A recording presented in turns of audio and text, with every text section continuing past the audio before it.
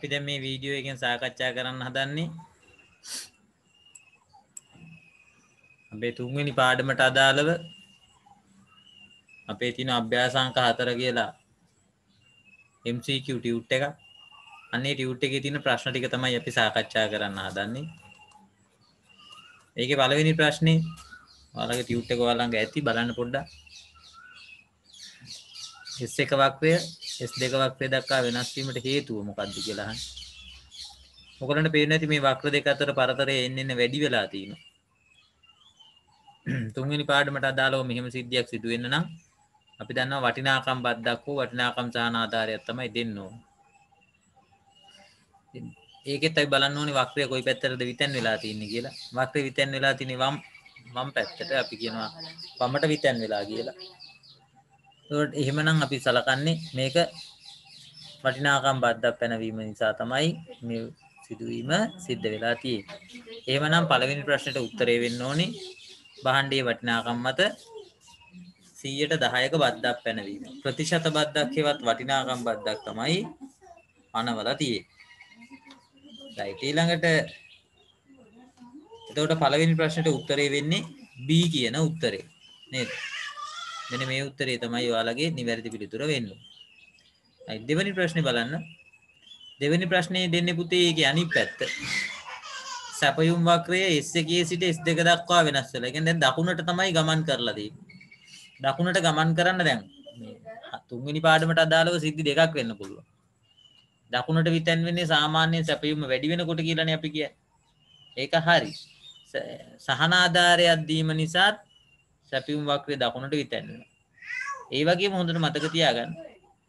බද්දක් අය කරනකොට වක්‍රය වමට විතැන් වෙනවා නම් ඒ බද්ද ඉවත් කරොත් එහෙම නැවතත් S වක්‍රය දකුණට විතැන් වෙනවා. ඒ කියන්නේ පරණ තැනටම ගමන් කරනවා. ඒතර බද්දක් අය කරනකොට වමට විතැන් වෙනවා නම් බද්ද ඉවත් කරනකොට දකුණට විතැන් වෙන්න ඕනේ. ඒකේ අනිත් පැත්ත හොඳට මතක තියාගන්න. සහන ආධාරවලදී සහන ආධාරයක් දෙනකොට දකුණට විතැන් වෙනවා. සහන ආධාරය ඉවත් කරනකොට නැවතත් S වක්‍රය වමට විතැන් වෙනවා. එතකොට එහෙමනම් ඒ දැනුම පාවිච්චි කරන්න ඕනේ මේ පිළිතුරට.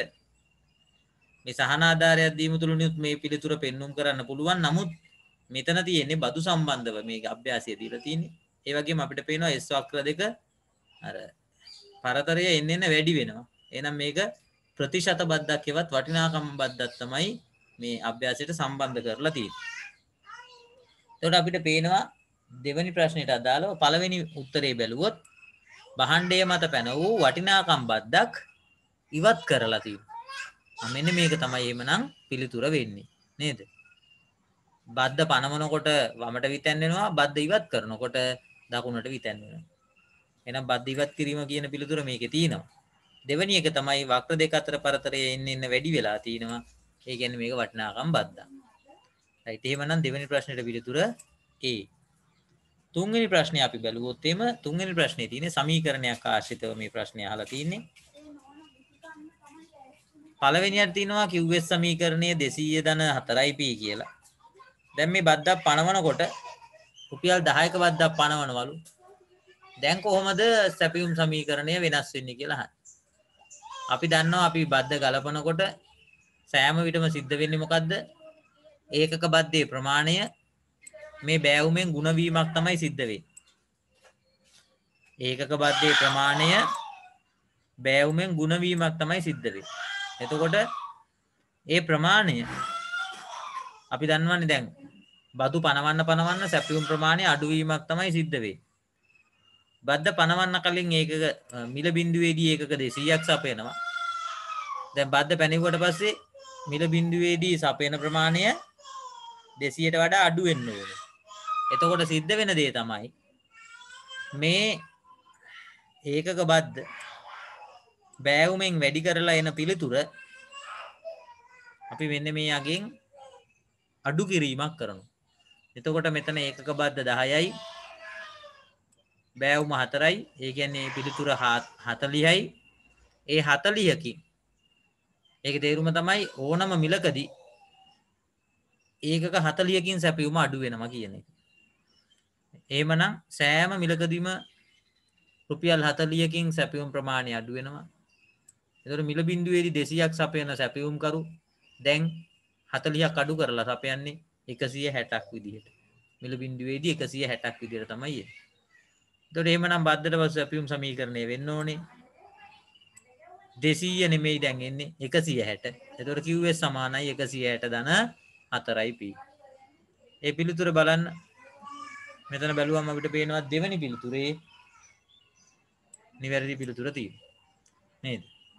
එහෙනම් තුන්වෙනි ප්‍රශ්නෙට පිළිතුර වෙන්නේ B. රයිට් ඔයගොල්ලන්ට අර සාමාන්‍ය ඉතින් ඉගෙනගත්තු විදිහට උනත් මේක හදන්න පුළුවන්. නේද? මෙතන වරහනක් දාලා P ඍණ T කියලා දාලා ඒවා මේ ගැටලු විසඳලා එහෙම ගන්නත් පුළුවන්.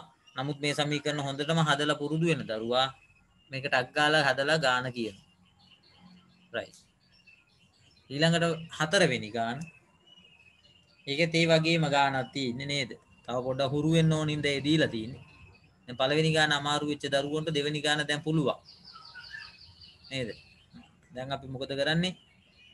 මේ ඒකක බද්ද බෑවුමෙන් ගුණ කරනවා 8 වරක් 3 24යි. ඒ යගේ මේ 150න් අඩු කරා. ඒ කියන්නේ සෑම මිලකදීම ඒකක 24 ගානේ අඩු වෙනවා. 150න් 24ක් අඩු කරාම උත්තරේ එන්න ඕනේ මෙන්න මේ පිළිතුර විදියට. 126 ධන 8යි P ගිය. right. ඊළඟට පස්වෙනි අභ්‍යාසය. මේ අගේ ඔයගොල්ලෝ ගලපලා බලන්න මෙතන තියෙනවා QS සමානයි ඍණ 30 ධන P. ඊළඟට දැන් බද්දා පැනෙව්වට පස්සේ වෙලා තියෙන්නේ සැපියුම් ප්‍රමාණය තවත් අඩු වෙලා තියෙනවා. කොච්චරකින් අඩු වෙලා තියෙනවද? ඉස්සෙල්ලා ඍණ 30යි සපයන්නේ දැන් ඍණ 36යි. මතක තියාගන්න ඍණ පැත්තට යනවා කියන්නේ තව තවත් අඩුවීමක් තමයි පෙන්වුම් කරන්නේ. එතකොට තව 6ක් අඩු වෙලා තියෙනවා. මේකේ පිළිතුර ගන්න ලේසි විදිය මම කියන්න. සෑම විදිහම බලන්න මෙන්න මේ ඒ වල අගය කොච්චරක් වෙනස් වෙලාද? 6ක් වෙනස් වෙලානේ. ඒ 6 බෙදන්න මේ සමීකරණේ බෑවුමේ. බෑවුම එකයිනේ. එතකොට මේ වෙනස ඒ වල සිද්ධ වෙච්ච වෙනස මේ සමීකරණේ බෑවුමෙන් බෙදුවාම එනවා පුතේ භාණ්ඩයට පනවලා තියෙන ඒකක බද්ධයේ ප්‍රමාණය. දැන් මිල බිඳුවේදී සැපියුම් ප්‍රමාණය වෙනස් වෙලා තිනවා 6කින්. මේ සමීකරණේ බෑවුම 1යි. එතකොට 6 බෙදුවාම එකෙන් උත්තරේ 6යි. එහෙමනම් මේ භාණ්ඩයට පනවලා තියෙන ඒකක බද්ධයේ ප්‍රමාණය රුපියල් 6යි. එතකොට පස්වෙනි එකට උත්තරේ වෙන්නේ D. right. අපි යමු 6 වෙනි ප්‍රශ්නෙට. 6 වෙනි ප්‍රශ්නෙත් ඒ වගේමයි නේද? දැන් තනියෙන් ඕගොල්ලෝ හිතලා උත්තරේ මාක් කරන්න ඕනේ. මාක් කරලා ඉවරලා බලන්න ඕගොල්ලන්ගේ පිළිතුර හරියද කියලා. මෙතන ඒ වල වෙනස බලන්න. බද්ද නිසා මිල බිඳුවේදී සැපයන ප්‍රමාණය මොකද වෙලා තියෙන්නේ? 250ට තිබ්බාගේ 200 දක්වා අඩු වෙලා. ඒ කියන්නේ 50කින් අඩු වෙලා. ඒ වෙනස හොයාගන්න මුලින්ම. වෙනස 50යි. ඒක බෙදන්න බෑ උමේ. මේ බලන්න බද්ද ගැහුවයි කියලා සැපියුම් වක්‍රේ බෑවුම වෙනස් වෙන්නේ නැහැ ඔය. එහෙනම් 5න් බෙදන්න. මෙතන ඒ වල වෙනස 50යි 5න් බෙදුවා උත්තරේ 10යි. එහෙමනම් භාණ්ඩයට පනවලා තියෙන ඒකක බද්ධයේ ප්‍රමාණය රුපියල් 10යි. 7 වෙනි ගාන. මේ භාණ්ඩයට අය කරලා තියෙන ඒකක බද්ධයේ ප්‍රමාණය කොච්චරද කියලා තමයි අහන්නේ. මතක තියාගන්න මේ ගාන ගිය අවුරුද්දේ විභාගෙත් අහලා තිබුණා. 2020 විභාගෙටත් මේක අහලා තිබුණා. 2016 විභාගෙටත් මේ ප්‍රශ්නේම අහලා තිබුණා. ඉතින් මේකේ හරිය ලේසි ක්‍රමයක් තියෙනවා මේ ප්‍රශ්නෙට පිළිතුර සපයන්න පුළුවන් ක්‍රමයක්. ඒ තමයි යම් නිශ්චිත ප්‍රමාණයක් තෝරගන්න. දැන් මේ සැපියුම් කරුට මේ බද්ද ගහලා තියෙන්නේ. ඒතකොට සැපියුම් ප්‍රමාණය වෙනස් වෙන්නේ. බද්දට පෙර සැපියුම් ප්‍රමාණෙත් තියෙනවා බද්දට පසු සැපියුම් ප්‍රමාණෙත් තියෙනවා. ඔයාලා හිතන එක ඉලක්කමක් හිතාගන්න. නිශ්චිත ප්‍රමාණයක් කිව්වේ ඒකයි.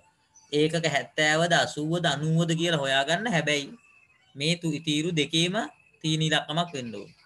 දැන් උදාහරණයක් නිශ්චිත ප්‍රමාණය 60 තෝරගත්තොත් 60 තියෙන්නේ මේකේ විතරනේ. මේකේ නෑනේ පුතේ. එහෙම බෑ.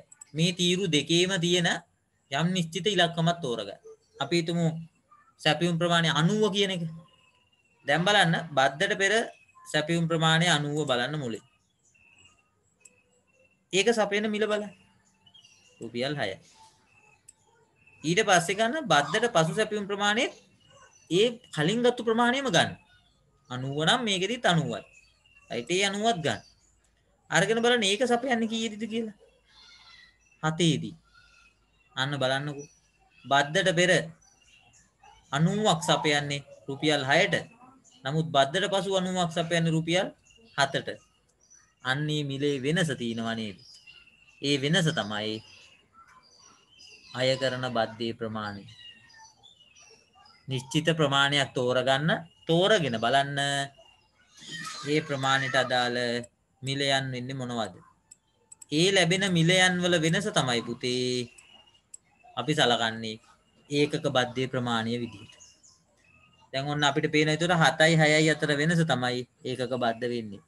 තව එක මම පැහැදිලි කරන්න. අපි 70 කියන ඉලක්කම තෝරගමු.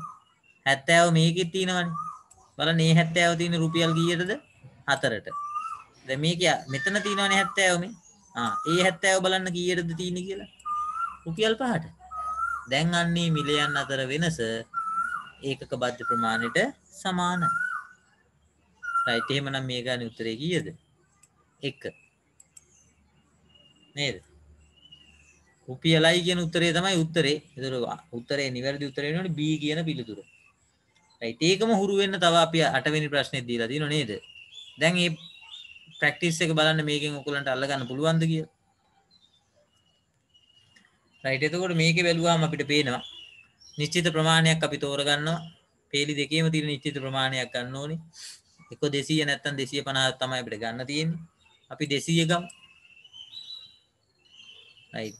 මේ 200ට අදාළ මිල වෙන්නේ 20. මෙතන තියෙන 200ට අදාළ මිල වෙන්නේ 5. 20යි 5යි. වෙනස කීයද? 15යි. ඒ වෙනස තමයි ඒකක බද්දේ ප්‍රමාණය.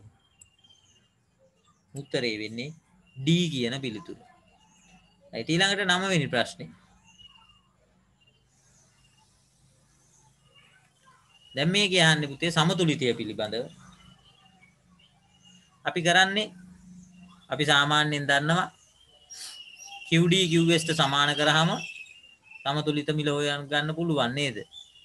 ඉතින් බද්දක් ගැහුවට පස්සේ නම් අපි කරන්න ඕනේ බද්දට පසු සැපයුම් සමීකරණය සමාන කරන්න ඕනේ QD සමීකරණයත් එක්ක. එතකොට QD සමානයි QST කියලා තමයි අපි කියන්නේ. ඉතින් මේ අභ්‍යාසයේ QD QST ට සමාන කරාම ඔයගොල්ලන්ගේ සමතුලිත මිල එන්නේ රුපියල් 38යි.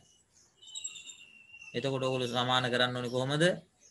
මෙන්න මේ QD සමීකරණයයි මෙන්න මේ QS සමීකරණයයි තමයි සමාන කරන්න ඕනේ. ඒ සමාන කරාට පස්සේ ඔයගොල්ලන්ට ලැබෙයි සමතුලිත මිල රුපියල් 38යි කියලා. ඊළඟට 10 වෙනි ගාන. ඒකේ අපෙන් අහන්නේ සමතුලිත ප්‍රමාණය කොච්චරකින් වෙනස් වෙයිද කියලා අහන්නේ. දැන් මෙතන දීලා තිනවා ඉල්ලුම් සපියුම් සමීකරණ ඒකක බද්දක් දීලා තියෙනවා. අපිට මේක හදන්න පුළුවන් සාම්ප්‍රදායික ක්‍රමයට. සාම්ප්‍රදායික ක්‍රමයට කියන්නේ මෙහෙමයි. මුලින්ම අපි QD QST ට සමාන QD QS සමාන කරලා බද්දට පෙර සමතුලිත මිලයි සමතුලිත ප්‍රමාණයයි හොයාගන්න. බද්දට පෙර සමතුලිත මිලයි සමතුලිත ප්‍රමාණයයි හොයාගන්න.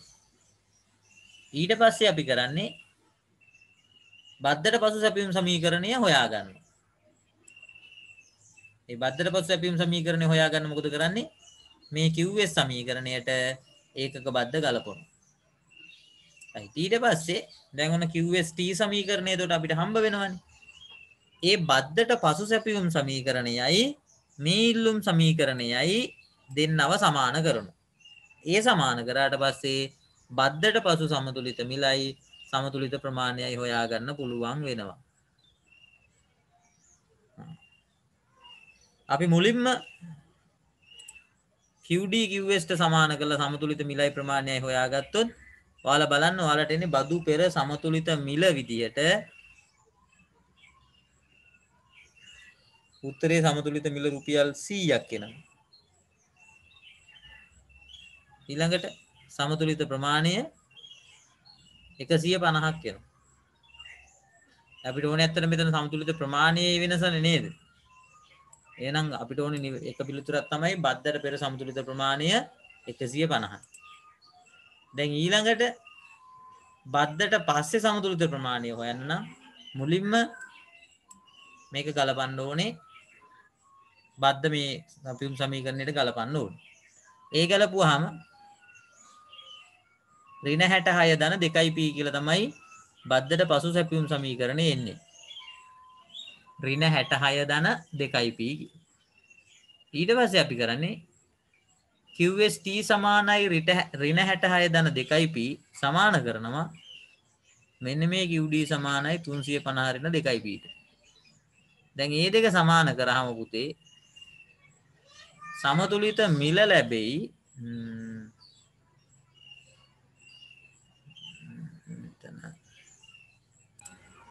එතකොට බද්දට පසු සමතුලිත මිල විදියට ලැබෙන්නේ රුපියල් 104ක් නේද? right. ඊට පස්සේ මිල රුපියල් 104 මෙන්න මේ QD සමීකරණයට ආදේශ කරාම ඔයාලට පුළුවන් සමතුලිත ප්‍රමාණය හොයාගන්න. එතකොට ඔයාලට එනවා 142ක් කියලා නේද? සමතුලිත ප්‍රමාණය 142ක් කියලා තමයි ලැබෙන්නේ. එතකොට දැන් මේ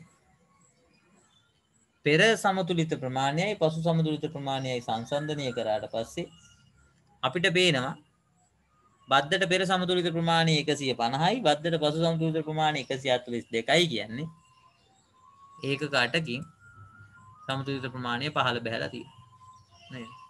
ඒක ඔන්න විදිහට තමයි 10 වෙනි ප්‍රශ්නෙට පිළිතුර අපි ලබා ගන්නෙ. ඒක තව ක්‍රමයක් තියෙනවා ගන්න. නමුත් ඒ ක්‍රමයට වඩා හොඳයි මෙහෙම ඕගොල්ලෝ ඉගෙන ගන්න එක. මම මේක ගණනය කරන කෙටි ක්‍රමය කියන්නම්.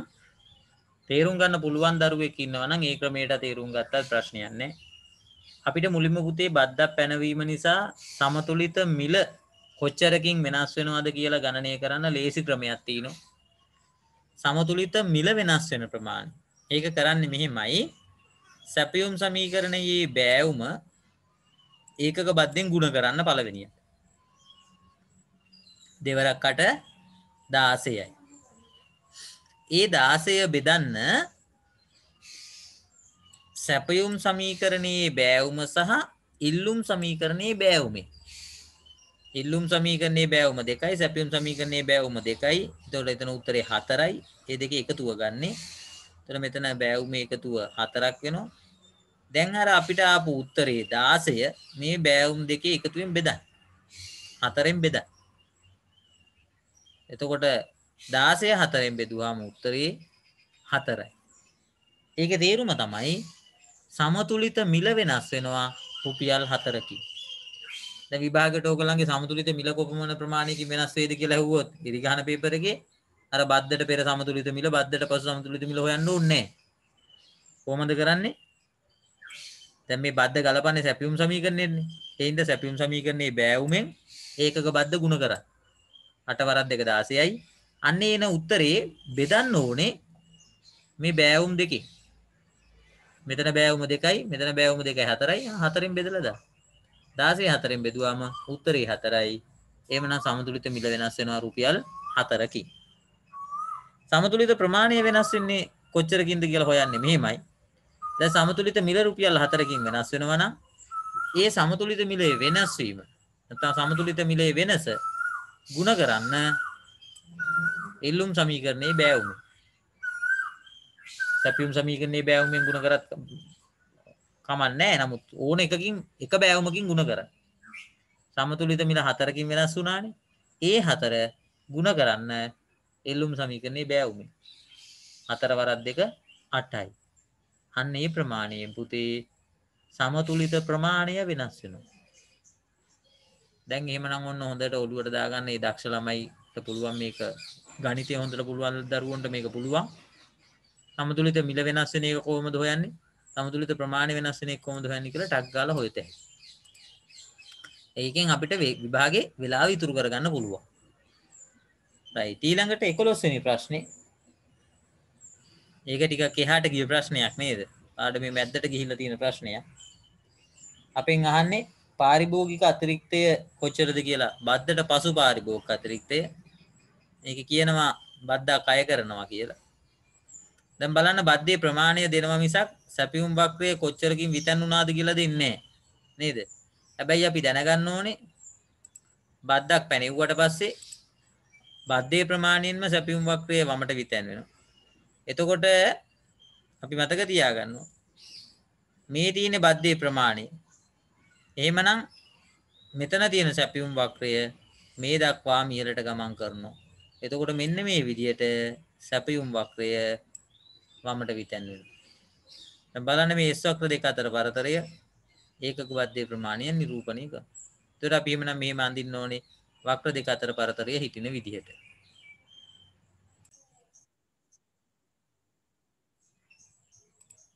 right අපි මේ විදිහට දැන් අපේ බද්දට පසු සැපියුම් වක්‍රය මේ විදිහට අපි අඳ ගන්නවා. ඒ අඳ ගනිද්දී අපි හැමතිස්සෙම මතක තියාගන්න ඕනේ ඒකක බද්දේ ප්‍රමාණයෙන් තමයි සැපියුම් වක්‍රය වමට විතැන් වෙන්නේ. දැන් බලන්න මෙතන මේ ඒකක බද්දේ ප්‍රමාණය මෙතනින් ඉඳන් මෙතෙට නිශ්චිතවම ගන්න පුළුවන්. S වක්‍රේ ඊළඟට මෙතනින් ඉඳන් ගන්න බෑනේ අපිට. මෙතනින් ඉඳන් ගන්නත් බෑ. මොකද නිශ්චිත ગેප් එක දීලා තිනවා මෙන්න මෙතනින් ඉඳන් මෙතෙන්ට කියලා. ඒ හින්දා මේ S වක්‍රේ ඊළඟ තැන් කොහොමද කියලා ඕනේ නැහැ. මේ කොහෙවත් පටන් ගන්න කොහොමද කියලා අවශ්‍ය නැහැ. මෙන්න මෙතන හරියට ඇඳගත්තා නම් ඇති. මෙතන තියෙන S වක්‍රය මේ ඒකක බද්දේ ප්‍රමාණයෙන් වමට විතැන් වෙලා මෙතනින් තමයි S වක්‍රය ගමන් කරන්න කියලා අවබෝධ කරගත්තා නම් ඇති. එතකොට ඒ හරහා යන විදියට ඔයාලා කැමති හැඩයකට මේ S වක්‍රය ගහන්න. එතකොට ඒ S වක්‍රය හරියටම මේ බලන්න දැන් මං ඇඳපු එකෙත් මෙතන ඉඳන් මේ S වක්‍ර දෙක අතර පරතරය මෙතන තියෙන ප්‍රමාණයට වඩා මෙහි තියෙන ප්‍රමාණය අඩුයි. හැබැයි අපිට අවශ්‍ය තැන අපි හරියට ඇඳගෙන තියෙනවා. මෙතන තමයි අවශ්‍යම තැන. දැන් ඔන්න අපිට පේනවා බද්ද ගැහුවට පස්සේ S වක්‍රය වමට විතැන් වෙලා තිනවා. මෙන්න මේ ලක්ෂයේදී අලුත් සමතුලිතය බිහි වෙනවා. නේද? ඒක තමයි වැදගත්. S වක්‍රයේ අනිත් කොටස් අදාළ නැහැ. මේ කොටස තමයි වැදගත්. දැන් අන්න අලුත් සමතුලිතය බිහි වුණා. දැන් අපෙන් අහන්නේ මේ බද්දට පස්සේ පාරිභෝගික අතිරික්තයේ ප්‍රමාණය. දැන් අපි දන්නවා මේ තියෙන්නේ බදු පසු සමතුලිත මිල. අපි දන්නවා බද්දට පස්සේ පවතින සමතුලිත මිල තමයි පාරිභෝගිකයා ගෙවන මිල වෙන්නේ. එහෙනම් මේ P2 කියන්නේ පාරිභෝගිකයා ගෙවන මිලට. පාරිභෝගික අතිරික්තය කොහොමද අපි සෑම විටම ගණනය කරන්නේ? පාරිභෝගිකයා ගෙවන මිලත් D වක්‍රයත් අතර පරතරය. මේ තියෙන්නේ පාරිභෝගිකයා ගෙවන මිල, මේ තියෙන්නේ D වක්‍රය. දැන් එහෙනම් පාරිභෝගිකයා ගෙවන මිලයි D වක්‍රයයි අතර පරතරය පාරිභෝගික අතිරික්තය වෙනවා. එhmenan බද්දට පස්සේ පාරිභෝගික අතිරික්තය වෙන්නේ A කියන කොටස. A කියන කොටස පිළිතුර විදියට තියෙන්නේ මේ තුන්වෙනි පිළිතුරේ. එහෙනම් ඔයගලන්ගේ නිවැරදි පිළිතුර වෙන්න ඕනේ මෙන්න මේ තුන්වෙනි පිළිතුර. නේද? හරි. එවනම් අපි යමු 12 වෙනි ගානට. බලන්න 12 වෙනි ගානත් නිකන් ඒ වගේම එකක් නේද කියේ. අර 11 වෙනි ගාන අවබෝධ කරගෙන හදපු දරුවට 12 වෙනි ගාන ගානක් නෙමෙයි ඇත්තට. නේද? right. දැන් බලන්න ඒක කියනවා රුපියල් 10ක විශේෂිත බද්දක් පනවනවා. රුපියල් 10ක විශේෂිත බද්දක් පැනෙව්වට පස්සේ වක්‍රය සැපයුම් වක්‍රය සෑම අවස්ථාවකම රුපියල් 10කින් වමට විතැන් වෙලා තියෙනවා. දැන් සෑම තැනකම රුපියල් 10 අඳින්න අමාරු වුණාට අපිට පුළුවන් කියන්න පුතේ සැපයුම් වක්‍රයේ මෙන්න මේ ලක්ෂය මෙතන ගත්තොත් මෙතනදී මිල රුපියල් 10යි. එහෙමනම් සැපයුම් වක්‍රය දැන් තව රුපියල් 10කින් වමට විතැන් වෙන්න ඕනේ. මේ ලක්ෂයේදී සැපියුම් වක්‍රයට අදාළ මිල රුපියල් 10යි. දැන් අන්න එතන ඉඳන් තව රුපියල් 10ක් අපිට ඉහළට යවන්න පුළුවන් නේද? මේ දීලා තියෙන්නේ 20යි කියලා. ඒතර රුපියල් 10 ગેප් එක අපිට එතනින් ගන්නට ගන්න පුළුවන්. එහෙනම් මෙන්න මේ හරියටම අගයන් දීලා තියෙන තැනකින් තමයි අපි ගන්නෙ. දැන් අපි හිතමු අපි මෙතනින් රුපියල් 10ක් වමට විතන් කරන්න හදනවා කියලා. දැන් බලන්නකො මෙතන 15යි. තව 10කින් වමට විතන් කරන්න ඕනේ. බලන්නකො ඉතින් 10කින් වමට විතන් කරන්න නම් 25 කියන ඉලක්කම තියෙන්න බෑ මේ හරිය. ඒ ඉලක්කම නෑනේ. ඒ නිසා තමයි මේ ලක්ෂයෙන් රුපියල් 10ක් වමට විතන් කරන්න බැරි. අගයන් දෙකම දීලා තියෙන තැනක්කොත් අපි හොයාගන්න ඕනේ. රයිට් එහෙමනම් අපිට පේනවා මෙතන රුපියල් 10 නම් දැන් තව 10කින් වමට විතන් කරාම 20 හැදෙනවා. ඒ කියන්නේ මෙතනින් තමයි ගමන් කරන්නේ. එහෙමනම් අපිට පුළුවන් මෙන්න මේ විදියට S වක්‍රය අඳින්න හරියටම රුපියල් 10කින් වමට විතන් වෙන ලක්ෂය හරහා යන විදියට අපි අඳින්න ඕනේ. දැන් බලන්න එතකොට මේ S වක්‍රයේ බද්දට පසු සැපයුම් වක්‍රයේ මේ කොටස කොයි හදියේද තියෙන්නේ මේ කොටස කොහෙද තියෙන්නේ ඒක අපිට අදාළ නැහැ. අපිට ඕනේ මෙන්න මෙතන මාක් කරගන්න විතරයි. මොකද දැන් මෙතන සමතුලිතය B වෙලා තිනවා නේද? එච්චරයි අපිට අවශ්‍ය. ඒ සමතුලිතය හැදෙන තැන හොයාගත්තා නම් ඇති. දැන් බලන්න එහෙමනම් අපිට පේනවා මේ බද්දට පස්සේ නව සමතුලිතය B වෙනවා මෙන්න මේ ලක්ෂයට අදාළව. ඒතකොට නව සමතුලිත මිල වෙන්නේ 20යි. නව සමතුලිත ප්‍රමාණය වෙන්නේ 1ක 100යි. රයිට්. දැන් මෙන්න මේ තොරතුරු පදනම් කරගෙන අපි පිළිතුර සකස් කරගන්න ඕනේ.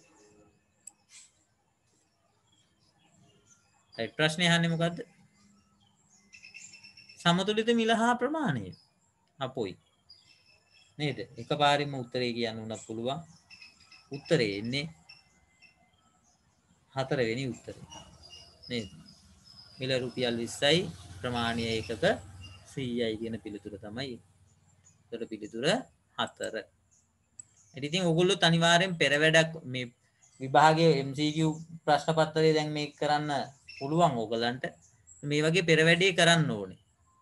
පෙර වැඩේ අනිවාර්යෙන්ම ඔයගොල්ලෝ ඇඳ ගන්නම ඕනේ. හොඳේ. නිකන් ඉන්න එපා ගාන හදලා උත්තරේ නිකන් ගන්න උත්සාහ කරන්නත් එපා.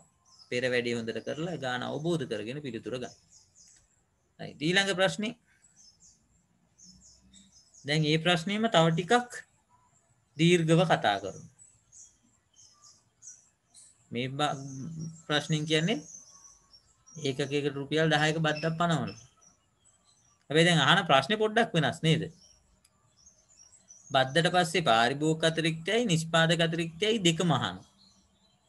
තව පියවරක් ඉදිරියට ගිහිල්ලා ප්‍රශ්නේ ටිකක් වැඩි වෙලා තියෙනවා. දැන් ඉතින් ඔයගලන්ට බද්දට පස්සේ සැපයුම් සමීකරණය අඳ ගන්න පුළුවන් නේද? රයිට්. නිශ්චිත අගය තියෙන තැන ගන්නවා.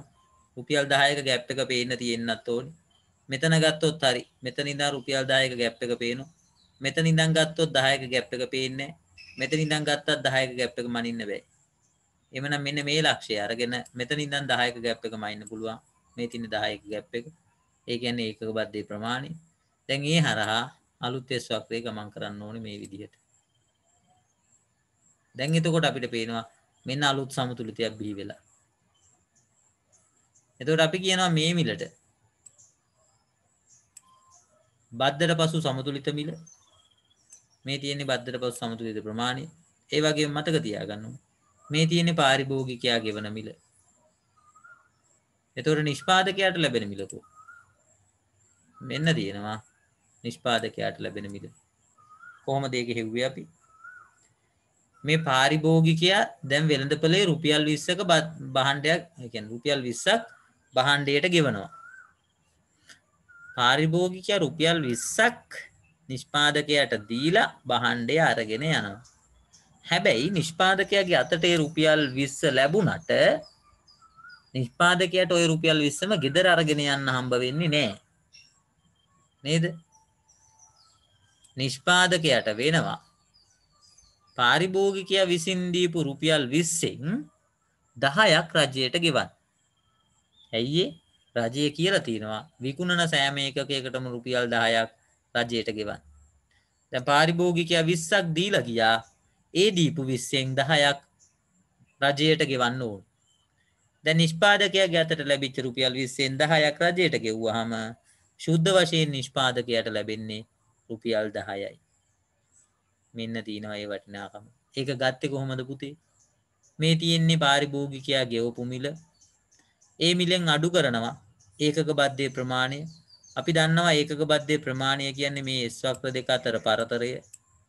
ඉතින් මේ විදිහට ඒකක බද්ධයේ ප්‍රමාණය අඩු කරගෙන ආවහම ඔන්න ඒකක බද්ධ ප්‍රමාණයම අඩු කරා. දැන් මේ පරණ සමතුලිත මේ පරණ සැපියුම් වක්‍රය මතටම ඇවිල්ලා තියෙන්නේ. ඒකෙලින් අපි මේ පැත්තට ගිහිල්ලා බැලුවාම ඔන්න අපිට එනවා නිෂ්පාදකයට ලැබෙන මිල. එහෙනම් නිෂ්පාදකයට ලැබෙනවා ඒකකයට රුපියල් 10ක්. right. දැන් මේ තොරතුරු මූලික තොරතුරු මතක පදනම් කරගෙන අපිට පුළුවන් මේකේ උත්තරේ ගන්න. පද්දර පසු පාරිභෝගික අතිරික්තය අහන. පාරිභෝගික අතිරික්තය කියන්නේ පාරිභෝගිකයා ගෙවන මිලයි D වක්‍රයයි අතර පරතරය. එහෙනම් ඒකේ උත්තරේ A. පාරිභෝගික අතිරික්තය වෙන්නේ A. බද්දර පසු නිෂ්පාදක අතිරික්තය. නිෂ්පාදක අතිරික්තයේ සාමාන්‍ය අදහස තමයි නිෂ්පාදකයට ලැබෙන මිලයි S වක්‍රයයි අතර පරතරය. නිෂ්පාදකයට ලැබෙන මිලයි S වක්‍රයයි අතර පරතරය. මේ තියෙන නිෂ්පාදකයට ලැබෙන මිල, මේ තියෙන S වක්‍රය. එහෙමනම් මෙන්න මේ ත්‍රිකෝණය නිෂ්පාදක අතිරික්තය වෙනවා. පාරිභෝගික අතිරික්තය A, නිෂ්පාදක අතිරික්තය D. A සහ D පිළිතුර තියෙනවා පළවෙනි මේකේ. නේද? එහෙනම් මේ පළවෙනි එක තමයි නිවැරදි පිළිතුර වෙන්නේ.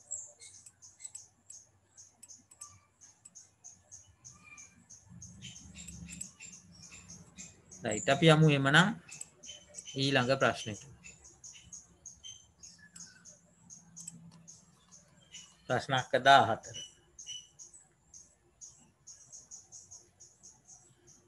දැන් ඒකේ ප්‍රස්තාරي දීලා තිනවා. අපෙන් ප්‍රශ්නේ අහන්නේ මොකද්ද? බද්ධ නිසා හිමි වන ආර්ථික අතිරික්තයේ ප්‍රමාණය සහ රජයේ ආදායම කොච්චරද කියලා තමයි අහන්නේ. හරි අපි දැන් ඊළඟ කොටස කතා කරමු. මේ ප්‍රශ්නේ අහිමි වන ආර්ථික අතිරික්තය ගැන අහන්නේ. අපි මතක තියාගන්න ඕනේ අහිමි වන ආර්ථික අතිරික්තයක් නැත්නම් අහිමි වන සුබ සාධනයක් හටගන්නේ සමතුලිත ප්‍රමාණයේ වෙනසක් සිද්ධ වෙනවා නම් අපිට පේනවා බද්දට පෙර සමතුලිත ප්‍රමාණය ඒකක 100යි බද්දට පසු සමතුලිත ප්‍රමාණය ඒකක 50 දක්වා අඩු වෙලා. ඒ කියන්නේ සමතුලිත ප්‍රමාණයේ වෙනස් වීමක් හට ගන්නවා 50ක අඩුවීමක්. එමනම් මේ හරහා තමයි අහිමි වූ සුබ සාධනය අපිට පෙන්눔 කරන්න පුළුවන්. අපිට මේ සමතුලිතයට අදාළ ලක්ෂයන් මේ විදිහට මාක් කරොත් අපිට පේනවා මේ තියෙන්නේ ඒ තොරතුරු. එතකොට අහිමි වෙන සුබ සාධනය කොච්චරද කියලා කවුරු හරි අපෙන් අහුවොත් අපි පෙන්නනවා. මෙන්න මේ සමතුලිත ප්‍රමාණයන් අතර වෙනසට අදාළ වෙන මෙන්න මේ ත්‍රිකෝණය තමයි අහිමි වූ සුබ සාධනය කියලා කියන්නේ. එතකොට අහිමි වෙන සුබ සාධනය E ධන F ප්‍රමාණයක් වෙනවා. E ධන F. බලන්න මේක E ධන F කියලා උත්තර දෙකක් තියෙනවා නේද? ඉතින් අපිට මේකේ පේනවා දැන් ඊළඟට අපි එහෙමනම් රජයේ බදු ආදායමත් හොයන්න ඕනේ. අපි සෑම විටම මතක තියාගන්න ඕනේ. රජයේ බදු ආදායම මෙන්න මේ හතරස් කොටුවෙන් තමයි සමන්විත වෙන්නේ. ඒවා කටපාඩමේ තියෙන්න ඕනේ රූප සටහන. නිකන් මතක තියාගන්න රජයේ බදු ආදායමට එන්නේ හතරස් කොටුවක් වගේ. මේ ප්‍රස්තාරය ඇඳරන් ඒව හොඳට මතක හිටිනවා. ඒක ගන්නෙ මෙහෙමයි. රජයේ බදු ආදායම ගණනය කරන්නේ ඒකක බද්ධයේ ප්‍රමාණය ගුණ කරනවා දැන් විකිනෙන භාණ්ඩ ප්‍රමාණය. දැන් විකිනෙන්නේ වෙළඳපොළ ඒකක 50යි. ඒ ඒකක 50 පෙන්눔 කරන්නේ පුතේ මෙන්න මේ අතට මේ ප්‍රමාණය. ඒකක බද්ධයේ ප්‍රමාණය පෙන්눔 කරනවා මේ අතට. දැන් එහෙමනම් අපිට පේනවා මේ දිග මේ පළල ගත්තාම මේ තියෙන්නේ රජයට ලැබෙන බදු ආදායම. එතකොට බීධන සීධන G එන්න ඕනේ පිළිතුරට. එහෙමනම් අපේ පිළිතුර වෙන්න ඕනේ මෙන්න මේ 4 වෙනි පිළිතුර නේද? මේ තමයි 14 වෙනි ප්‍රශ්නෙට අදාළ පිළිතුර වෙන්නේ. රයිට්, ඊළඟට අපි යන්නේ 15 වෙනි ප්‍රශ්නෙට.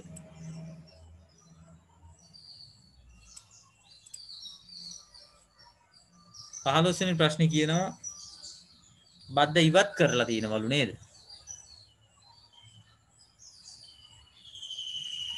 දැන් බද්ද ඉවත් කරාට පස්සේ සැපයුම් වක්‍රය S2 ඉඳන් S1 දක්වා වැඩි වෙනවා. ඒක හරිනේ නේද? බද්දක් පනවනකොට වක්‍රය වමට විතැන් වෙනවා. බද්ද ඉවත් කරනකොට නැවතත් දකුණට විතැන් වෙන්න ඕනේ. ඒ කියන්නේ පරණ හිටපු තැනටම යන්න ඕනේ. එතකොට එහෙමනම් අපිට පේනවා S1 කියන්නේ බද්ද අය කරන්න කලින් නැත්නම් බද්ද පනවන්න කලින් තිබුණ S වක්‍රය වගේම බද්ද ඉවත් කරාට පස්සේ තියෙන S වක්‍රය. බද්ද පනවන්න කලින් සහ බද්ද ඉවත් කරාට පස්සේ. මේ දෙකෙන්ම කියන්නේ එකම තේරුම. S2 කියන්නේ බද්ද පැනෙව්වට පස්සේ තියෙන S වක්‍රය. එතකොට එහෙමනම් දැන් බද්ද ඉවත් කරාට පස්සේ S2 ඉඳන් S1 දක්වා මේ S වක්‍රය වමට විතැන් දකුණට විතැන්වීමක් සිද්ධ වෙනවා. මේ බලන්න පැහැදිලි කිරීම මෙතන කියනවා සැපියුම් S1 සැපියුම් වක්‍රය කියන්නේ බද්ද පැනවීමට පෙර තිබ්බ සැපියුම් වක්‍රය වගේම බද්ද ඉවත් කරාට පස්සේ තිබ්බ සැපියුම් සමීකරණය. ප්‍රශ්නෙන් අහන්නේ බද්ද ඉවත් කරපු නිසා බදු ආදායමට සහ පාරිභෝගික වියදමට ඇතිවෙච්ච බලපෑම තමයි අහන්නේ. ඒතර බද්ද ඉවත් කරපු නිසා ඇතිවෙච්ච බලපෑම හොයනවා නම් අපි මුලින්ම බලන්න ඕනේ පුතේ බද්ද පැනෙව්වට පස්සේ කොච්චරක් දේවල් ඇති වෙලා තියෙනවද? ඒ වගේම බද්ද ඉවත් කිරීම නිසා කොච්චරක් දේවල් ඇති වෙලා තියෙනවද? ඒ කියන්නේ බද්ද පැනවීමට පසු වෙච්ච බලපෑම් ටික හොයන්නත් ඕනේ. බද්ද ඉවත් කරාට පස්සේ මේ දේවල් කොයි විදිහටද වෙනස් වුනේ කියලා හොයන්නත් ඕනේ. එතකොට තමයි මේකේ නිවැරදි පිළිතුර ගන්න පුළුවන් වෙන්නේ. අපි මුලින්ම බද්ද පනවපු අවස්ථාව ගැන සාකච්ඡා කරමු. මේ තියෙන්නේ බද්ද පැනෙව්වට පස්සේ තියෙන අවස්ථාව. එතකොට බද්ද පැනවීම නිසා දැන් නව සමතුලිතය මෙන්න මෙතන බිහි වෙනවා. ඒ කියන්නේ බද්දට පසු සමතුලිතය. එතකොට අපිට පේනවා බද්දට පස්සේ සමතුලිත මිල වෙන්නේ රුපියල් 12යි සමතුලිත ප්‍රමාණය වෙන්නේ ඒකක 30යි. එතකොට දැන් මේ අවස්ථාවේ පාරිභෝගිකයා ඒකකයක් රුපියල් 12 ගානේ ඒකක 30ක් මිලදී ගන්නවා. නේද? එහෙනම් අපිට ටක් ගාලා කියන්න පුළුවන් පාරිභෝගිකයා කොච්චරක් වියදම් කරනවද කියලා. පාරිභෝගික පැහැදම කියන්නේ ඒකනේ නේද? එතකොට 12 30ක් තමයි පාරිභෝගික පැහැදම වෙන්නේ. එතකොට බලන්න ඕගොල්ලෝ 12 30ක් කීයද? නේද? 360යි. රයිට්, ඊළඟට දැන් රජයට බදු කොච්චරක් ලැබෙනවද? අපි දන්නවා S වක්‍ර දෙක අතර පරතරය කියන්නේ ඒකක බද්දේ ප්‍රමාණය නේද? මේ තියෙන්නේ S වක්‍ර දෙක අතර පරතරය. එහෙම නැත්නම් ඒකක බද්දේ ප්‍රමාණය. කීයද එතකොට එන්නේ මේ බලන්න. 12යි 8යි අතර වෙනස රුපියල් 4යි. නේද? රුපියල් 4ක් තමයි ඒකක බද්ද. දැන් විකිණෙනවා ඒකක 30ක්. විකුණන සෑම ඒකකයක් සඳහාම රුපියල් 4 ගානේ රජයට ලැබෙන්න ඕනේ. මෙන්න මේ කොටුව නේද? මේ තමයි රජයේ බදු ආදායම. එතකොට 4 වරක් 30 රුපියල් 120ක්. එන රජයේ බදු ආදායම කොච්චරද? 120යි. දැන් ඔන්න අපි දන්නවා බද්ද පැනෙව්වට පස්සේ පාරිභෝගික පැහැදම තියෙන්නේ රුපියල් 360යි. රජයේ බදු ආදායම තියෙන්නේ 120යි. දැන් බද්ද ඉවත් කරනවා. ඉවත් කරාම රජයට ලැබිච්ච බදු ආදායම නැති වෙනවා. එහෙනම් රජයට ඉස්සෙල්ලා ලැබුණු රුපියල් 120 දැන් නොලැබී යනවා. එහෙනම් රජයේ බදු ආදායම කොච්චරකින් අඩු වෙනවද? 120කින් අඩු වෙනවා. එහෙමනම් අපිට පේනවා මෙතන මේ පිළිතුර තියෙනවා. නේද? 120කින් අඩුවේ 120කින් අඩුවේ. එහෙමනම් මේ අනිත් උත්තර ඔක්කොම වැරදි. නේද? මේ උත්තර සියල්ල වැරදි. right එතකොට එක හෝ පහ තමයි නිවැරදි පිළිතුර වෙන්නේ. ඊළඟට මොකක්ද අපි බලන්න ඕනේ? පාරිභෝගික පැහැදම කොච්චරකින් වෙනස් වුණාද? දැන් අලුත් පාරිභෝගික පැහැදම නෙමෙයි අහන්නේ හොඳේ. පාරිභෝගික පැහැදමේ වෙනස් වීම. දැන් බද්ද පැනෙව්වට පස්සේ පාරිභෝගිකයා රුපියල් 360ක් ගෙවනවා. නේද? දැන් ඔන්න බද්ද ඉවත් කරමු. ඉවත් කරාම මොකද වෙන්නේ? සැපියුම් වක්‍රයේ දකුණට ගිහිල්ලා ආයෙත් මෙන්න මෙතන සමතුලිතය බිහි වෙනවා. දැන් එතකොට බහණ්ඩේ මිල කීයද? 10යි. කොච්චරක් විකුණන්න පුළුවන් වෙනවද? ඒකක 50. ඒතර පාරිභෝගිකයා ඒකකයකට රුපියල් 10 ගානේ ඒකක 50ක් සල්ලි දීලා ගන්නවා. දැන් එයා කොච්චරක් වියදම් කරනවද? 10 50 500යි. ඉස්සෙල්ලා එයා වියදම් කරේ 360යි. දැන් වියදම් කරනවා 500යි.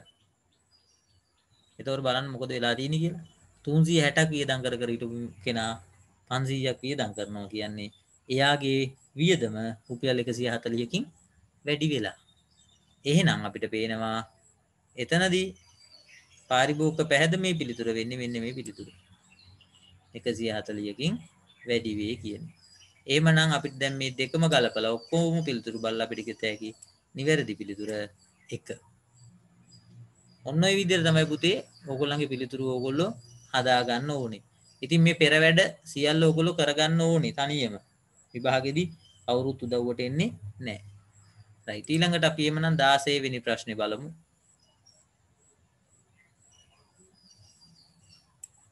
16 වෙනි ප්‍රශ්නේ තේ විදියටම තමයි ප්‍රශ්නේ තියෙන්නේ. වෙනසකට තියෙන්නේ ප්‍රස්ථාර වලින් දීලා නෙමෙයි මේ ගාන තියෙන්නේ සමීකරණ වලින් දීලා. ඒතකොට සමීකරණ වලින් දීලා තිබුණක් කවන්නේ මේක ප්‍රස්ථාරයට දාගන්න. ඒක හොඳම දේ. කොහොම කරත් ප්‍රස්ථාරේ හරහා අපි උත්තර ගන්නකොට ඒක ගොඩක් ලොකු තේරුමක් නැත්තම් අවබෝධයකින් සහිතව පිළිතුරු සපයන්න පුළුවන්. රයිට්. ඉල්ලුම් සැපියුම් සමීකරණ තියෙනවා නේද? QD තියෙනවා, QS තියෙනවා, QST තියෙනවා. ඉතින් මේවා සම්බන්ධ කරලා ඔයාලා මුලින්ම හොයාගන්න ඕනේ පුතේ බද්දට පෙර සමතුලිත මිලයි ප්‍රමාණයයි. බද්දට පසු සමතුලිත මිලයි ප්‍රමාණය මුලින් හොයාගන්න. ඒ බද්දට පසු සමතුලිත මිලයි ප්‍රමාණය හොයාගත්තා කියන්නේ පාරිභෝගික පැහැදම කොච්චරද කියලාත් හොයාගත්තා හා සමානයි. ඉතින් පොඩි ප්‍රස්ථාරයක් අඳගන්න. දැන් මේ ප්‍රස්ථාරේ පුතේ මේ අපි කියන්නේ මේ ප්‍රමාණාක්ෂ බැලන්ස් කරන්න ඕනේ නැහැ. මේව පොඩි ප්‍රස්ථාරයක්. මේ විදිහට ඉල්ලුම් වක්‍රය සැපියුම් වක්‍රය අඳගන්න. සැපියුම් වක්‍රය කොහෙන් ගියක් කමක් නැහැ හොඳේ. දැන් බද්දට පසු සැපියුම් වක්‍රෙත් මෙහෙම අඳගන්න. දැන් බද්දට පසු සැපියුම් වක්‍රයට අදාළව මේ අගයන් අපිට ඕනේ. සමතුලිත මිල ඕනේ, ප්‍රමාණය ඕනේ. ඒ වගේම බද්දට පෙර සමතුලිත මේ බද්ද ඉවත් කරාට පස්සේ සමතුලිතයට අදාළවත් මේ විදිහට සමතුලිත මිලයි ප්‍රමාණයයි ඕනේ. දැන් බද්දට පසු සමතුලිත මිලයි ප්‍රමාණයයි හොයන්න QD QST ට සමාන කරන්න. මේ දෙක සමාන කරාම ඔයාලට පේනවා මේකේ පිළිතුර එන්න ඕනේ 210 බෙදන්න ඕනේ 5. 210 5න් බෙදුවාම 42ක් එනවා. එතකොට සමතුලිත මිල එන්නේ 42යි. ඒ අගය ඉල්ලුම් හෝ සැපියුම් සමීකරණයට අදාළ කරලා සමතුලිත ප්‍රමාණය හොයාගන්න. ඒ විදිහට මේ ගාන ඕගොල්ලෝ හදන්න. හැදුවට පස්සේ ඕගොල්ලන්ගේ නිවැරදි පිළිතුර එනවා. පිළිතුරු අංක 4. මේක තමයි ඔයාලගේ පිළිතුර වෙන්න ඕනේ. ඉතින් මම මෙතෙන්දි සාකච්ඡා කරන්න පුතේ පිළිතුර ලබා ගන්න ආකාරය. ඉතින් මේ විදිහට ඔයාලා පිළිතුර අරගෙන බලන්න. මෙන්න මේ පිළිතුර ඔයාලට ලැබෙනවා. right. ඊළඟට 17 වෙනි ප්‍රශ්නේ අපි සාකච්ඡා කරන්නේ. මේක ඉතාමත් වැදගත් ප්‍රශ්නයක්. මේකේ වැදගත්ම දේ තමයි මේ භාණ්ඩය කොහොමද අපි ලබා ගන්න කියන එක. භාණ්ඩය අපි ලබා ගන්න විදිය කියන්නේ ඒ භාණ්ඩය අපිට සපයන විදිය කියන එක. ඒ භාණ්ඩය අපිට සපයන්නේ කොහොමද? ආනයනය කරලා. ආනයනය කරන භාණ්ඩයකට අදාළ සැපයුම් වක්‍රය මොන විදිහටද තියෙන්නේ කියලා දැනගෙන ඉන්න ඕනේ. ආනයනය කරන භාණ්ඩයකට අදාළව සැපයුම් වක්‍රය මොන හැඩයකින් යුක්ත වෙනවද? හොඳට මතක තියාගන්න ආනයන භාණ්ඩයක සැපයුම් වක්‍රය පූර්ණ නම්‍ය ස්වරූපයක් ගන්නවා. ඒ කියන්නේ නිකන් සරල අදහසක් ගන්නකෝ. අපි හිතමු අපි eBay එකෙන් භාණ්ඩ ගෙන්නනවා කියලා. eBay එකෙන් භාණ්ඩ දෙකක් ගෙන්න අපි ගෙන්නන්න කටයුතු කරත් භාණ්ඩ 10ක් ගෙන්නුවත් භාණ්ඩ 100ක් ගෙන්නුවත් ඒගොල්ලෝ එකම මිලට සපයනවා. නේද? ඒ කියන්නේ එකම මිලක් යටතේ විවිධ ප්‍රමාණයන් සපයනවා. එහෙමනම් ආනයනය කරන භාණ්ඩයකට අදාළ සැපයුම් වක්‍රය මෙන්න මේ විදිහේ පූර්ණ නම්‍ය ස්වරූපයක් ගන්නවා. දැන් ඔන්න මම S වක්‍රය ඇඳලා පෙන්නුවා. හැබැයි මේ S වක්‍රය අඳිද්දි බලන්න මම මේ P1 මිල කෙලින් තමයි ඇඳේ. ඇයි ඒ? හේතුව තමයි දැන් මේ කියනවා සැපයුම් වක්‍රය ඇඳලත් නෑ මේ ගානේ. හැබැයි එයා කියනවා සමතුලිත මිල P1 ලු. නේද? එතකොට සමතුලිත මිල B වෙන්න ඕනේ එමනම් මෙන්න මේ ලක්ෂයට අදාළව. මෙතන සමතුලිත ලක්ෂයක් තියෙන්න ඕනේ.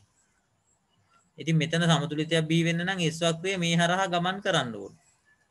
ඒ ගමන් කරන්න නම් මේ කෙලින් තමයි S වක්‍රය ගමන් කරන්න ඕනේ. ඔන්න ඔය විදිහට.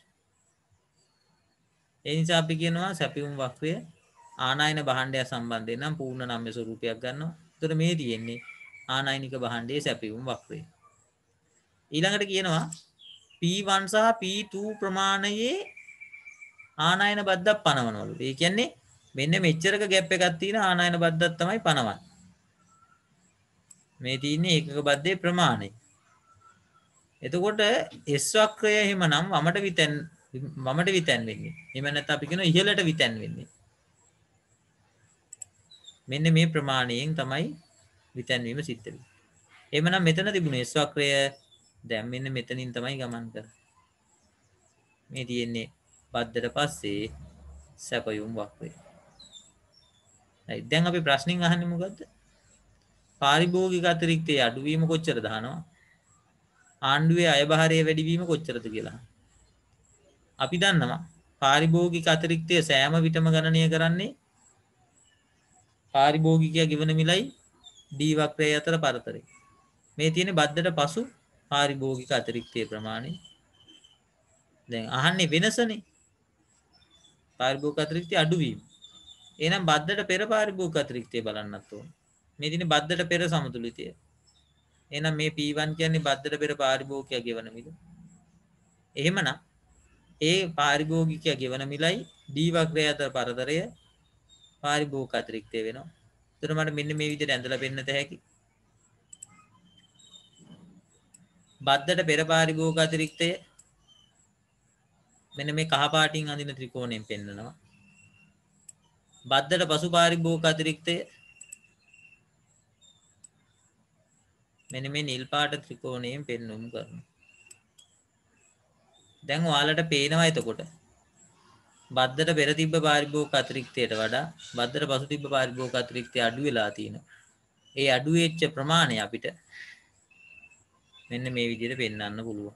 මේ තියෙන්නේ පාරිභෝගික අතිරික්තය අඩු වෙච්ච ප්‍රමාණය. W සහ F කියන ප්‍රමාණය. sorry W සහ E කියන ප්‍රමාණය. නේද? මෙතන තියෙන E අකුරනේ W සහ E කියන ප්‍රමාණයෙන් අඩු වෙනවා. රජයේ බදු ආදායම කොච්චර දානවා? අපි අර කලින් කිව්වා පොඩි සරලව කිව්වා රජයේ බදු ආදායම ඉන්නේ හැම විටම 4 කොටුවක් කියලා. රජයට ඒකකයකට P1 සහ P2 අතර මිලක් ලැබෙනවා. ඒ විදිහට Q1 ප්‍රමාණය දක්වාම ලැබෙනවා. එහෙනම් මෙන්න මේ 4 කොටුව රජයේ බදු ආදායම වෙනවා. නේද? මේ 4 කොටුව තමයි රජයේ බදු ආදායම. ඒ කියන්නේ W ප්‍රමාණය. එහෙමනම් නිර්දි පිළිතුර වෙන්නේ 4 වෙනි පිළිතුර. right. ඊළඟට 18 වෙනි ගාන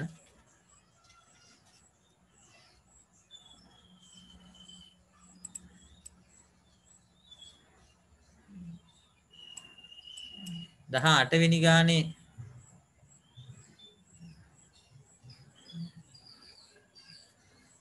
නිෂ්පාදක අතිරික්තයේ අඩුවීම අහන්නේ. ඔයගොල්ලෝ ගාන හදලා බලන්න. මේ ගාන හදද්දි මුලින්ම නිෂ්පාදක අතිරික්තය ගණනය කරන්නම්. ඔයාලා S වක්‍රය පොඩ්ඩක් ඇඳලා සමතුලිත මිල ඇඳලා තියාගන්න ඕනේ පුතේ. ඒකටත් පොඩියට ප්‍රස්ථාරය ඇඳ ගන්න මේ විදියට. S වක්‍රය පටන් ගන්න විදිය පොඩ්ඩක් බලන්න ඕනේ. මේ බලන්න. සමීකරණ දිහා බලලා ඕනේ S වක්‍රය පටන් ගන්න විදිය බලන්න. අවම සැපියුම් ප්‍රමාණය ඒකක ඍණ 20ක් වෙනවා. ඒ කියන්නේ මෙන්න මෙහෙම පටන් ගන්න. ඍණ 20ෙන් පටන් අරන් මෙහෙම යන්නේ. අවම සැපියුම් මිල හොයන්නේ කොහමද? මේ පළවෙනි පදේ දෙවෙනි පදයෙන් බෙදුවා.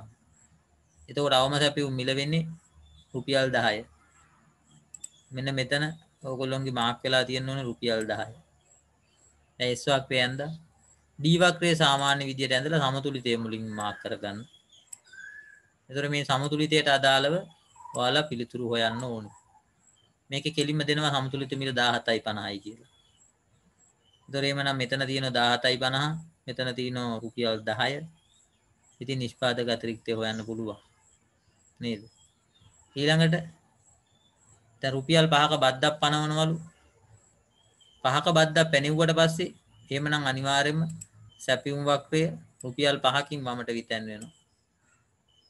දැන් මේ රුපියල් 5කින් වමට විතැන් වුණාම සමතුලිත මිල 20ක් වෙලාලු. ඉතින් අපි මේ 20ත් මාක් කරගන්නවා මේ විදියට. මේ තියෙන්නේ සමතුලිතය. ඒකට අදාළ සමතුලිත මිල තමයි මේ තියෙන්නේ. දැන් මෙතන 20 තියෙන්නේ. ඒ 20න් 5ක් අඩු කරන්න ඕනේ. නිෂ්පාදකයාට ලැබෙන මිල හොයන්න. මෙතන තියෙන 20න් 5ක් අඩු කරලා මේ අතට ගන්න. 20න් 5ක් අඩු කරාම කීයද? 15. එහෙනම් නිෂ්පාදකයාට ලැබෙන මිල එන්නේ රුපියල් 15. දැන් ඉතින් ඒ රුපියල් 15ට අදාළව නිෂ්පාදක අතිරික්තය හොයන්න මේ විදිහට.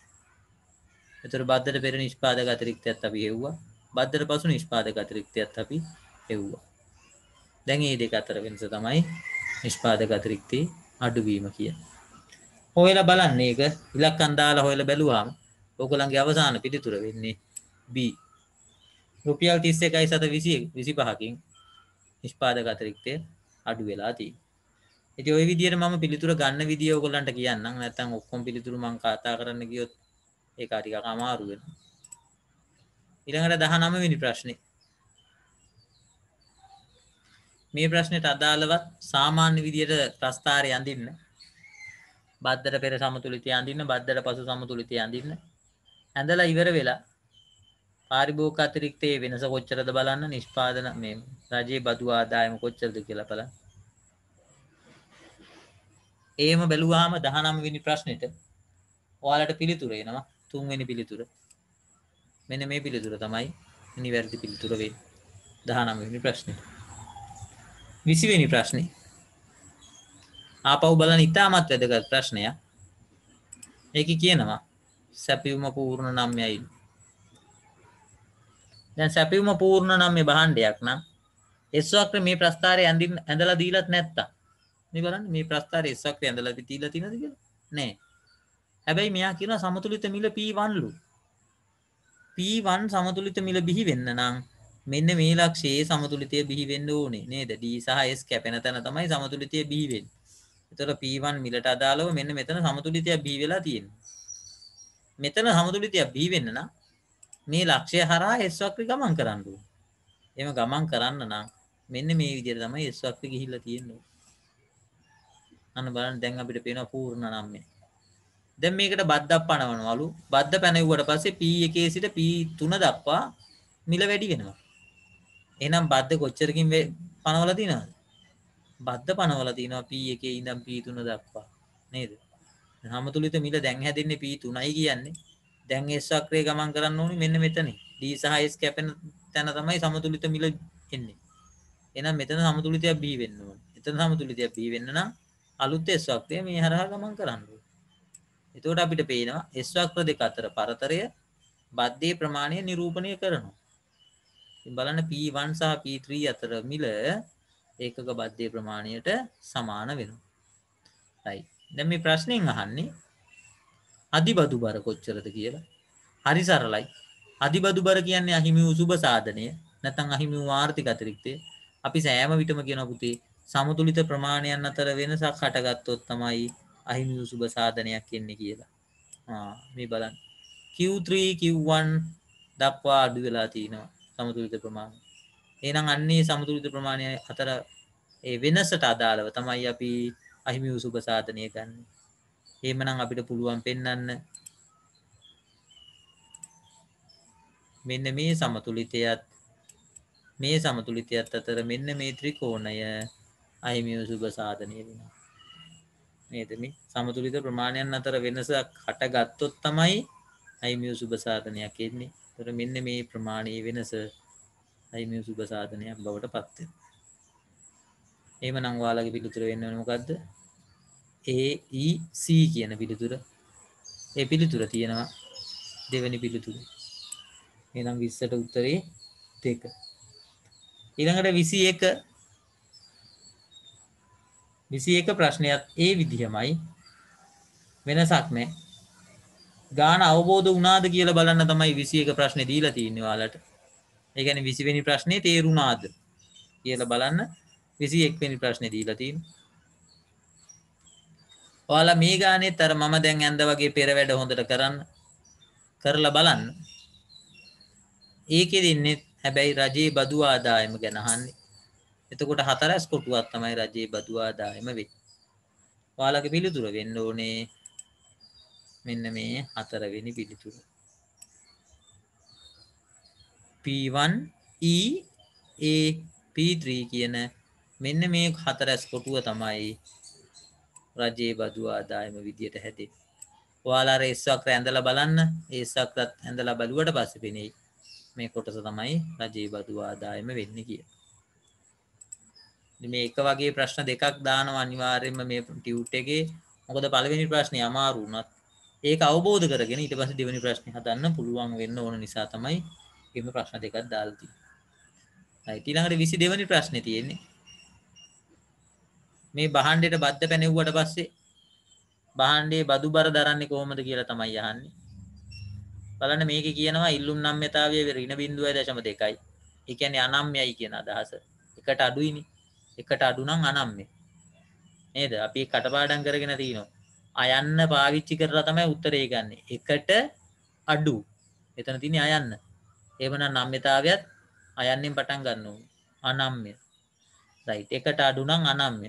එහෙමයි අපි නිතර කියන්නේ. right. ඒ වගේම කියනවා සැපයුම අතිශයින් නම්‍යයිලු. අපි කටපාඩම් කරලා තිනවා සමරි එක. මොකක්ද ඒ සමරි එක? පූර්ණ අනම්‍ය ඉල්ලුමේදී පාරිභෝගිකය 100% බදු බර දරනවා. පූර්ණ අනම්‍ය ඉල්ලුමේදී. හැබැයි අපි මතක තියාගන්න ඕනේ පූර්ණ අනම්‍ය ඉල්ලුමේදී සහ ඒකේ අනිත් පැත්තට තව එකක් අපි හදා ගන්නවා. සැපයුම පැත්තේ උත්තරේ නේද? පූර්ණ අනම්‍ය ඉල්ලුමේදී සහ පූර්ණ නම්‍ය සැපයුමේදී. විරුද්ධ පැත්තේ තියෙන දෙන්නව තමයි එකට සම්බන්ධ කරන්නේ. පූර්ණ අනම්‍ය ඉල්ලුමයි පූර්ණ නම්‍ය සැපයුමයි කියන අවස්ථා දෙකේදීම පාරිභෝගිකය 100% බදු බර දරනවා. දැන් මෙතෙන්දි බලන්න. අනම්‍ය ඉල්ලුම. එහෙමනම් පූර්ණ අනම්‍ය වල 100%ක්ම පාරිභෝගිකය දරනවා නම් අනම්‍ය ඉල්ලුමේදී වැඩි ප්‍රතිශතයක් පාරිභෝගිකය දරනවා. නේද? වැඩි ප්‍රමාණයක්. ඒ පනවන බද්දෙන් වැඩි ප්‍රමාණයක් දරන්නේ පාරිභෝගිකයා. පිළිතුර වෙන්න ඕනේ එහෙමනම් පළවෙනි එක. නේද? ඊට විශාල වශයෙන් ගැනුම්කරුවන් විසින් මේ බදු බර දරනවා. ඒක අනිත් පැත්තට දැන් ඉල්ලුම පැත්තේ විතර නෙවෙයි සැපියුම පැත්තේ උත්තරේ ගත්ත හැකි සැපියුම නම් යයිලු. නේද? හැබැයි මම හැමතිස්සෙම කියලා තියෙනවා ඉල්ලුම පැත්තෙන්ම මේකේ උත්තරේ කටපාඩම් කරලා තියාගන්න. ඒක දිහා බලලා සැපියුම පැත්තේ උත්තරේ ගන්න කියලා. right. ඒතර උත්තරේ 1. 23. දැන් බලන්න ඔයාලට මේක පුළුවන්ද කියලා. අර සාරාංශයට අදාළවම තමයි මේ ප්‍රශ්නේ තියෙන්නේ. ඔයාලා කියවලා බලලා අවබෝධ කරගන්න. 23ට පිළිතුර වෙන්නේ 2. පූර්ණ අනම්‍යකයේදී පූර්ණ අනම්‍ය ඉල්ලුමේදී පාරිභෝගිකයා වැඩි බදු බරක් දරනවා. ඒකේ නම්‍යශීලීත්වය වැඩි වෙන්න මොකද වෙන්නේ? ඉල්ලුම් නම්‍යතාවය වැඩි වෙන්න පාරිභෝගිකයා දරන බදු බර ක්‍රමයෙන් අඩු වෙලා නිෂ්පාදකයා දරන බදු බර ක්‍රමයෙන් වැඩි වෙනවා. ඉතින් ඒ අනුව උත්තරේ මෙන්න මේ B කියන එකට එනවා.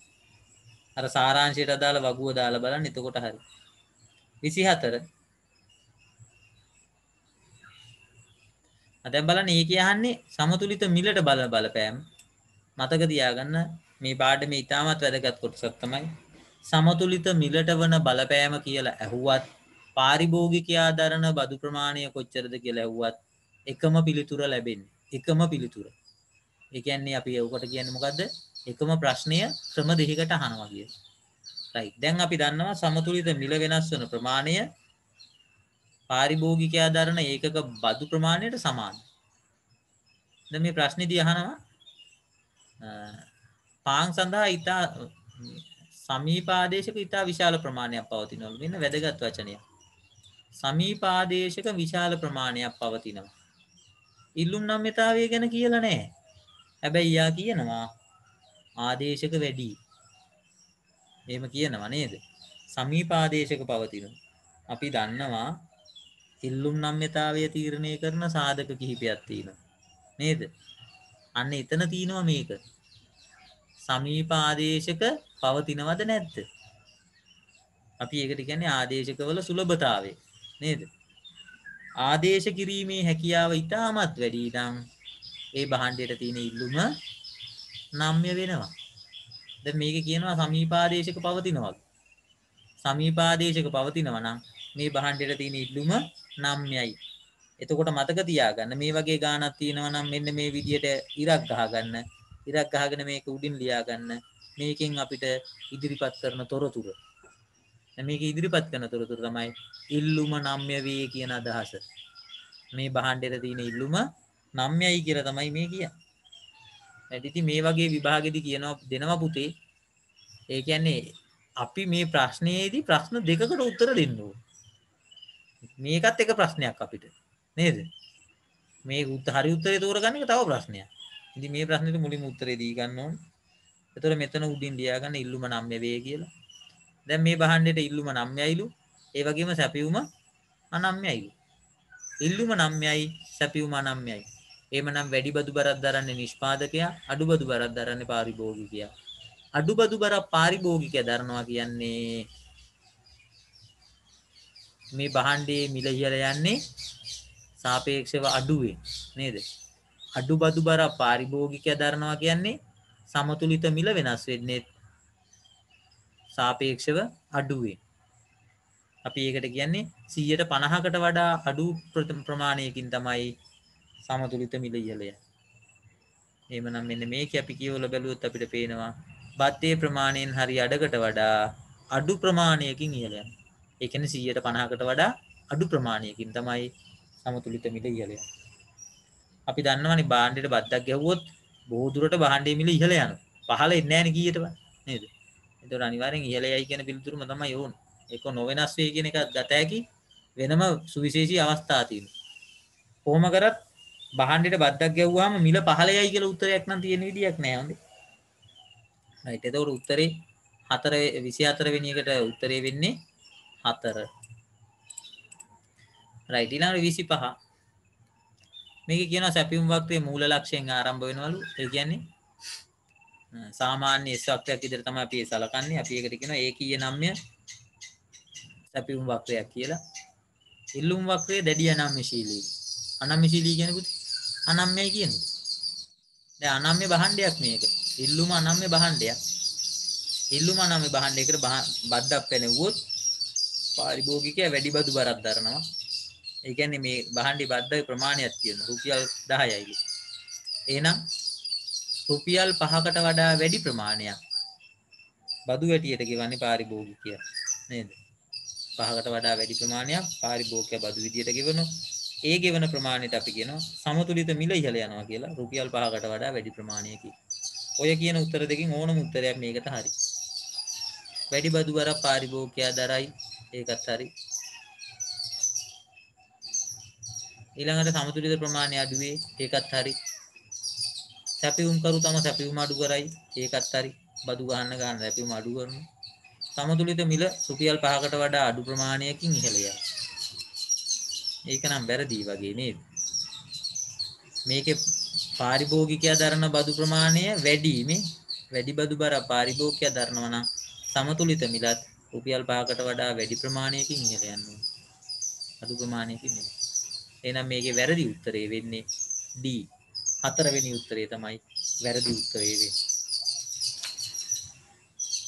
right. ඊළඟට 26. දැන් මේ ගණන් හදන්න නම් ඔයාලට වෙනම සූත්‍රයක් තියෙනවා. ඒ සූත්‍රයට දාලාම හදන්න ඕනේ. නේද? මොකක්ද ඒ සූත්‍රය? සමතුලිත මිල වෙනස් වීම ගණනීය කරන සූත්‍රය තමයි ES බෙදීම ES ඍණ ED වැඩි කිරීම ටැක්ස් එක කියලා කියනවා. ඒක අපි සිංහලෙන් කිව්වොත් කොහමද? සැපයුම් නම්‍යතාවය බෙදීම සැපයුම් නම්‍යතාවය ඍණ ඉල්ලුම් නම්‍යතාවය වැඩි කිරීම ටැක්ස් එක. තවත් සරලව කිව්වොත් ඉර උඩ සැපයුම් නම්‍යතාවය ඉර යට වරහන් තුල අපි ලියනවා සැපයුම් නම්‍යතාවය ඍණ ඉල්ලුම් නම්‍යතාවය ඊට පස්සේ සාමාන්‍ය විදියට වැඩි කිරීම ඒකක බද්ධ. ඒ කියන්නේ ඉර උඩ පදයක් විදියට තමයි ඒකක බද්ධ වැටෙන්නේ. ඉතින් මේ සූත්‍රය ඔයගලගේ නෝට් එකේ ඇති. ඉන්නේ මේ සූත්‍රය පාවිච්චි කරලා තමයි මේ ගාන අපි හදන්නේ. එතකොට මේ ගානෙන් අපිට එන්නේ පුතේ සමතුලිත මිල කොච්චරකින් වෙනස් වෙනවද කියන එක. ඒ සමතුලිත මිල කොච්චරකින් වෙනස් වෙනවද කියන එකම තමයි අනිත් පැත්තට අපිට කියන්න පුළුවන් පාරිභෝගිකයා දරන ඒකක බදු බර කියලා. මේ සූත්‍රයට දැම්මහම 26 වෙනි ප්‍රශ්නෙට උත්තරේ විදියට අපිට 4 වෙනි උත්තරේ ලැබෙනවා. රුපියල් 16කින් මේ භාණ්ඩේ මිල ඉහළ යනවා. right. ඊළඟට 27 ඒ ප්‍රශ්නේමයි තියෙන්නේ. උත්තරේ 5. රුපියල් 5කින් භාණ්ඩේ මිල ඉහළ යනවා. ඊළඟ 28ත් ඒ විදිහම ප්‍රශ්නයක්. මේ සූත්‍රේ පොඩ්ඩක් හුරු වෙන තමයි මේ ප්‍රශ්න ටික දීලා තියෙන්නේ. 28 වෙනි එකේ පිළිතුර වෙන්නේ රුපියල් 2කින් මිල වැඩි වෙනවා. 29ට පිළිතුර වෙන්නේ 2 රුපියල් 12කින් සමතුලිත මිල ඉහළ යනවා.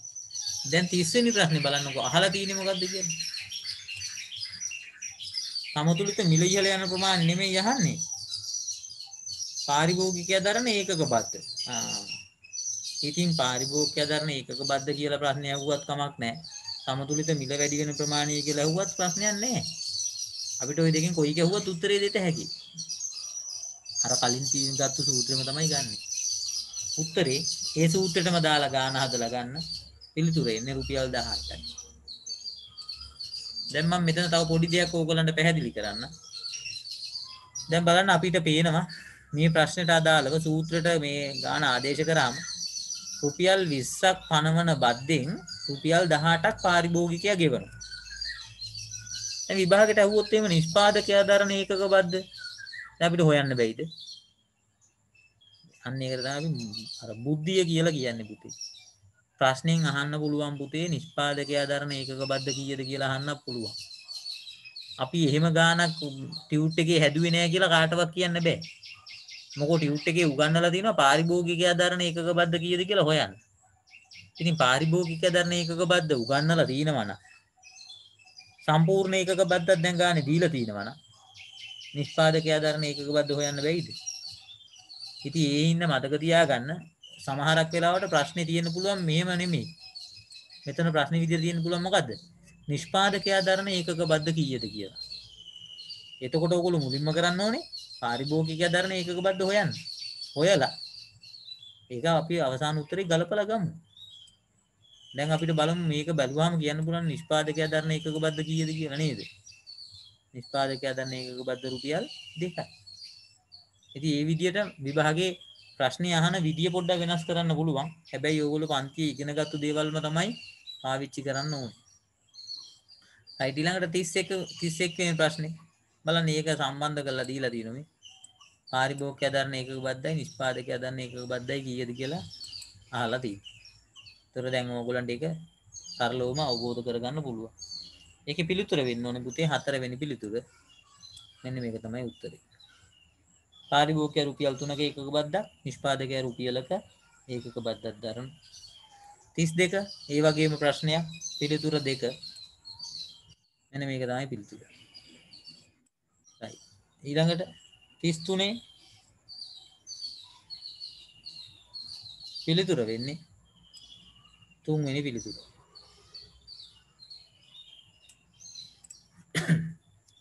right ඊළඟ පිළිතුරු අපි ඊළඟ වීඩියෝ එකෙන් සාකච්ඡා කරමු. දැනට මේ වීඩියෝ එක මම මෙතනින් නවත්තන්නම්.